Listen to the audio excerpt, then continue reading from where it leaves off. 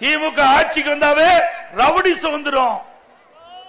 இந்த 50 மாத திராவிட முன்னேற்ற கழக ஆட்சியில கொலை கொல்ல திருட்டு பாலியல் வன்கொடுமை நடக்காத நாளே இல்ல.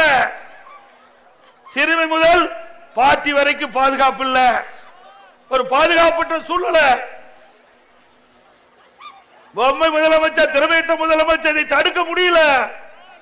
கோவை மாவட்டம், ஈரோடு மாவட்டம், திருப்பூர் மாவட்டத்தில் முதியோர் எங்கெல்லாம் வசிக்கிறாங்களோ அந்த பகுதியில இந்த கொள்ளை கூட்டம் உள்ளே பூந்து அவர்களை கடுமையாக தாக்கி கொலை செய்கின்ற